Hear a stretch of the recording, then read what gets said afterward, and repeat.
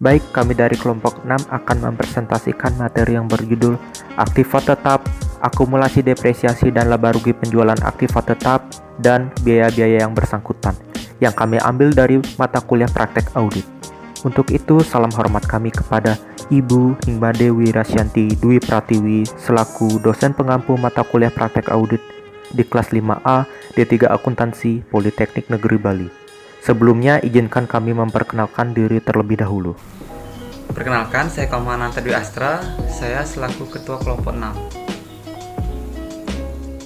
Perkenalkan, nama saya Made Dedi Gianti, saya selaku anggota dari kelompok 6. Perkenalkan, nama saya Made Pretiwoman, selaku anggota kelompok 6.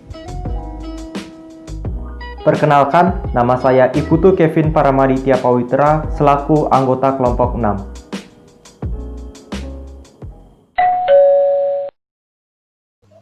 Saya akan menjelaskan kertas kerja F1, yaitu untuk mebel dan peralatan kantor dan akumulasi depresiasi. Untuk analisis awal ini, kita hanya perlu menelusuri apakah sudah sesuai dengan bukti-bukti yang ada. Setelah ditelusuri, analisis yang dibuat klien sudah sesuai dengan bukti-bukti yang ada, yaitu saldo per audit 31 Desember 2018, baik kos aktiva maupun akumulasi depresiasi ditelusuri ke perhitungan audit tahun lalu. Kemudian pembelian peralatan sebesar 8 juta sudah sesuai dengan voucher 7/20 dan biaya depresiasi sebesar 6.215.000 sudah sesuai dengan JU 12/2, sehingga saldo per buku 31 Desember 2019 untuk kos aktivanya sebesar 68.850.000 dan akumulasi depresiasinya sebesar 31.045.000 dan tidak ada kesalahan perhitungan. Kemudian kita lakukan tes beban depresiasi tahun 2019.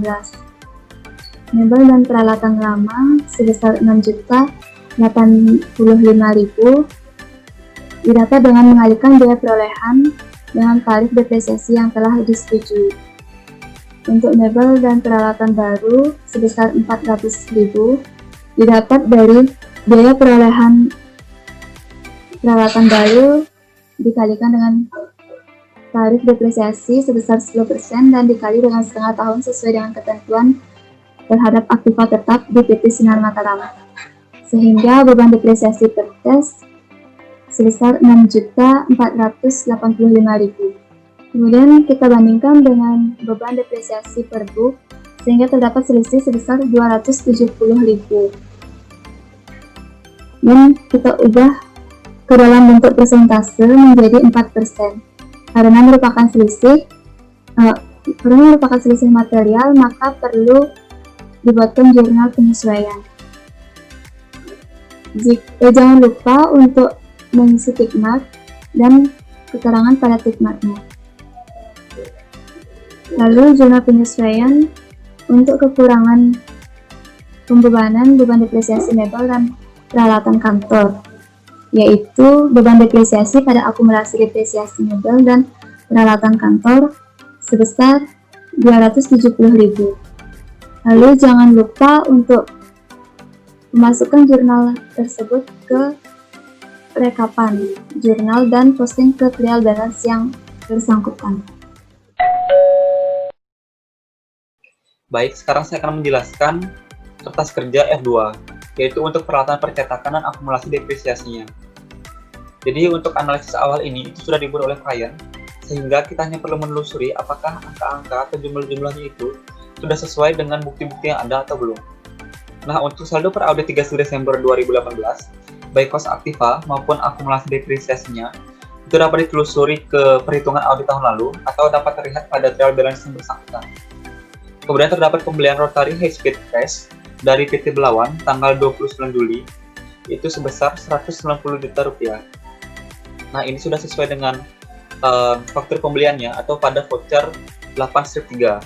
Dan juga terdapat biaya depresiasi yaitu sebesar Rp49.500.000 yang dapat ditelusuri ke JU12-2.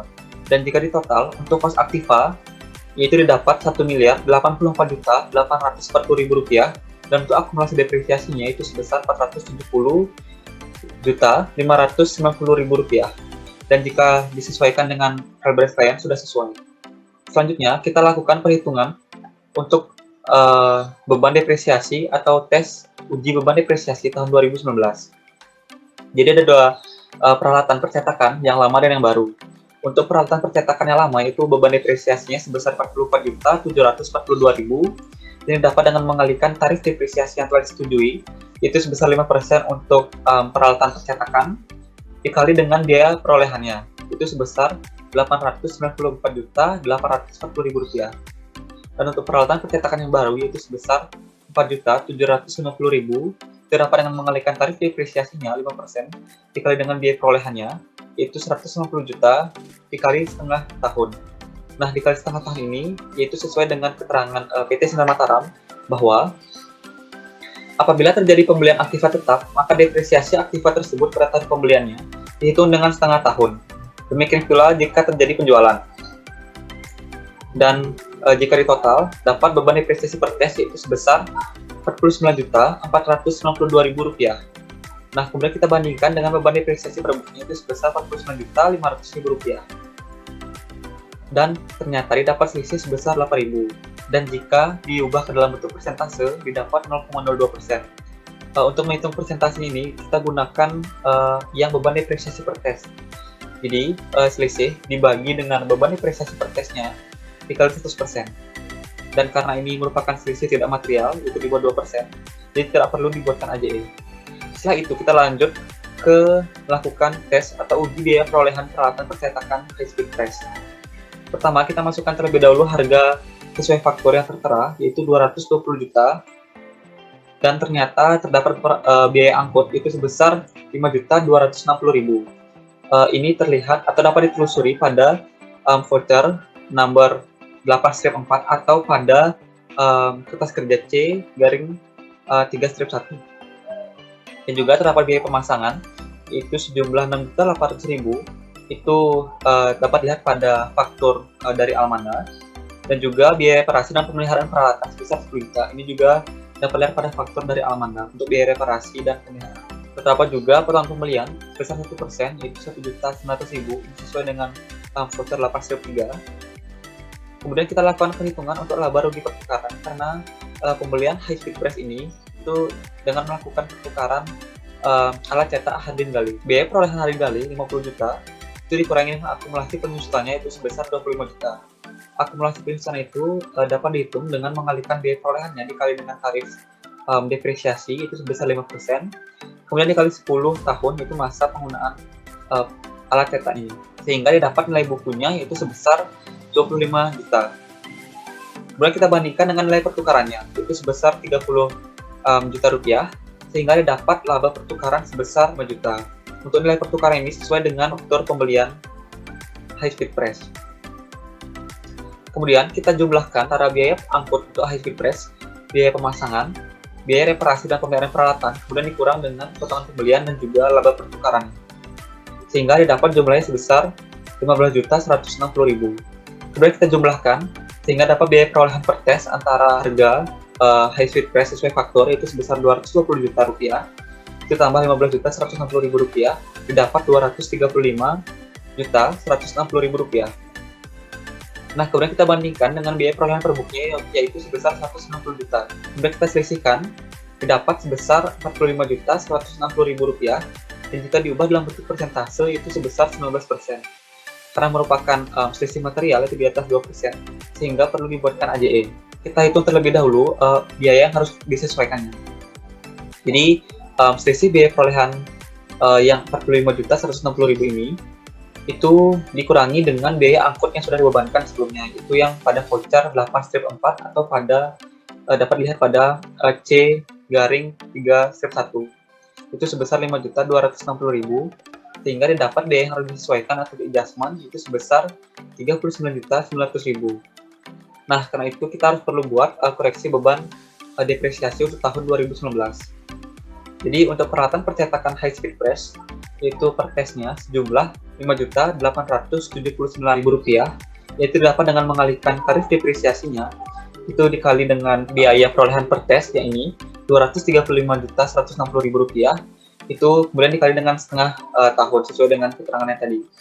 Kemudian untuk per booknya itu didapat sebesar Rp4.750.000, mengalihkan biaya perolehan per book itu sebesar 150 juta dikali dengan tarif depresiasi 5% dikali setengah tahun. Dan untuk peralatan percetakan gali press, untuk per tesnya itu sebesar Rp1.250.000, itu didapat dengan mengalihkan tarif depresiasinya dikali dengan biaya perolehannya itu sebesar 50 juta yang tadi, itu kemudian dikali dengan setengah tahun, begitu juga untuk yang per booknya. Sehingga jika dijumlah untuk per tes itu didapat Rp7.129.000 dan untuk per booknya itu 6 juta. Dan didapat selisih sebesar Rp1.129.000, dan jika dipersenkan itu akan mendapat 16%. Nah, karena ini merupakan selisih material di atas 2%, jadi perlu dibuatkan AJE. Dan jangan lupa untuk mengisi tick mark pada kertas kerja dan berikan keterangan atas tick mark tersebut. Kemudian kita buat AJE-nya sesuai dengan data yang tadi. Jadi untuk AJE yang pertama itu untuk penyesuaian atas peralatan percetakan high speed press. Jadi jurnalnya itu peralatan percetakan itu sebesar Rp39.900.000, pendapatan lain-lain Rp1.900.000, itu sejumlah diskonnya, dan akumulasi depresiasi peralatan percetakan sebesar 25 juta di debit itu semua. Dan di kreditnya beban reparasi dan pemeliharaan itu sebesar Rp16.800.000 dan peralatan percetakan sebesar Rp50 juta. Kemudian AJE untuk koreksi kekurangan beban depresiasi. Jurnalnya yaitu beban depresiasi sebesar Rp7.129.000 debit dan akumulasi penyusutan peralatan di kredit Rp1.129.000. Jangan lupa untuk memasukkan atau menginput jurnal ini ke rekapan jurnal, kemudian kita posting ke trial balance yang bersangkutan. Baik, di sini saya akan menjelaskan kertas kerja F3, yaitu untuk reparasi dan pemeliharaan. Untuk analisis ini sudah dibuat oleh klien, jadi kita hanya perlu menelusuri apakah sudah sesuai dengan bukti-bukti yang ada. Untuk saldo sebesar 12 juta, itu sudah sesuai dengan kontrak reparasi sebesar 1 juta untuk 12 kali pembayaran. Lalu saldo sebesar 16.800.000 dapat ditelusuri ke voucher 8 strip 3, yaitu faktur dari PT Alamanda.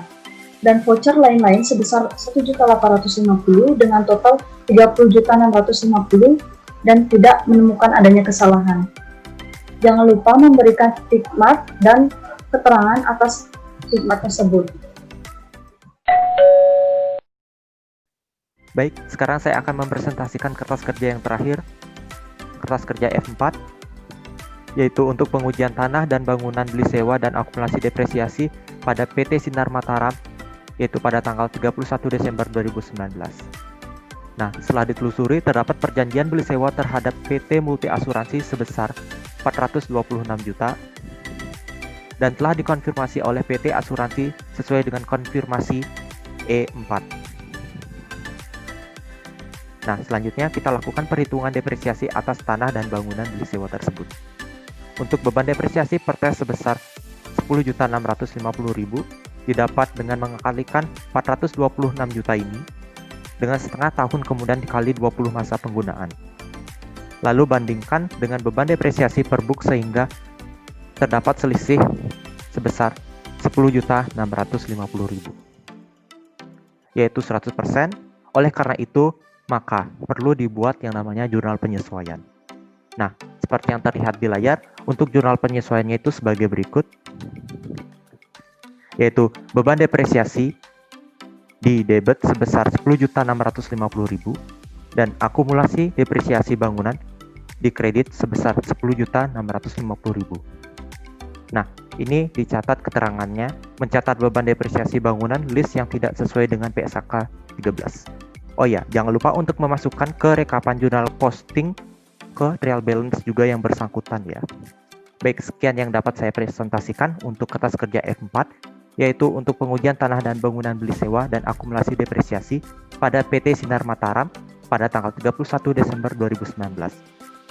Dari saya, terima kasih. Baik, sekian presentasi dari kelompok 6 dengan materi yang aktiva tetap, akumulasi depresiasi, laba rugi penjualan aktiva tetap, dan biaya-biaya yang bersangkutan. Mohon maaf jika ada kesalahan yang kurang berkenan. Kami tutup dengan terima kasih.